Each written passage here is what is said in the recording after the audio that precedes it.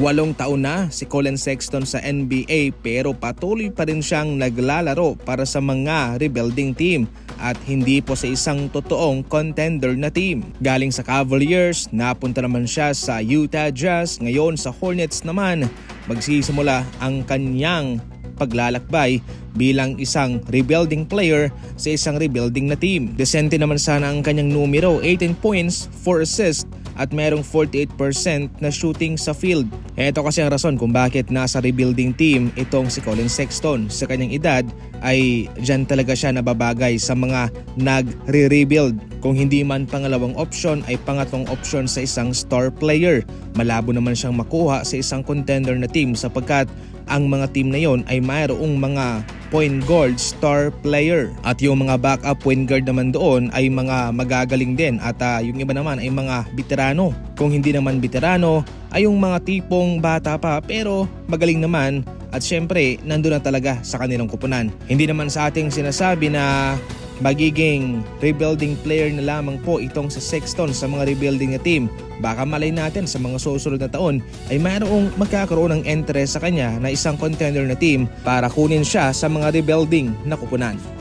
Maraming center na sa ngayon ang Golden State Warriors. Maliban kay Al Horford, mayroon pa silang Trayce Jackson-Davis at Quentin Post. Pero somehow ay kanilang pinapirma pa itong si Marques Bolden na isang free agent na center. 27 years old po siya at nakapaglaro na sa Cleveland Cavaliers, Milwaukee Bucks at Hornets. Sa G-League naman siya ay nag-average ng 12 points, 8 rebounds, 1 assist, 2 blocks sa loob ng 23 minutes. Mayroong laruan ang batang ito.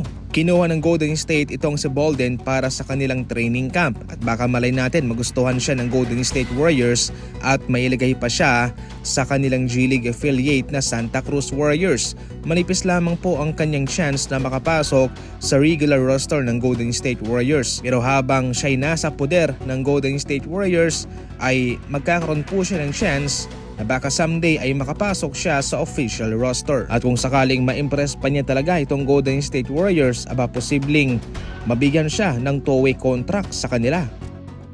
Hirap na hirap ang mga teammates nitong si Wembanyama na siya'y bantayan mga idol. At eto nga napakalaki ng kanyang hakbang. Sa ngayon marami ang nakapansin na tila nagiging Giannis na ang kanyang playing style. Isang malaking kahinaan to para sa mga guard na bantayan nitong si Wembanyama sapagkat maliban sa kanyang kataasan ay malaki pa po ang kanyang hakbang na lalong nagpapahirap sa kanilang madepensahan siya. Samantalang yung mga forward naman o yung mga center na magbabantay sa kanya ay hindi rin po talaga madali ang ginagawa sapagkat sa kanyang kataasan at sa kanyang galamay ay kapag siya'y nakalapit lang po sa pinta doon sa loob, aba basic na dunk ang gagawin itong si Wembanyama. Kaya sa ngayon mga idol isa pa ring threat itong Spurs kahit na hindi man sila totoong contender sa finals, malay natin sa playoff ay makakapasok sila. May sarili po siyang audio at maririnig mo yung hiyawan ng mga tao. Meron din po siyang counter sa score. Hindi ka na magbubutas, adhesive to. Isasalpak mo na lang siya sa pintuan o sa dingding ng bahay ninyo. Pwedeng-pwede to. Mag-i-enjoy ka rito. Pwede tong pangregalo sa pamangkin mo, sa anak mo o pwede rin sa sarili mo. Nakasale to ngayon nasa comment section lang po ang link para makabili. Maraming salamat po.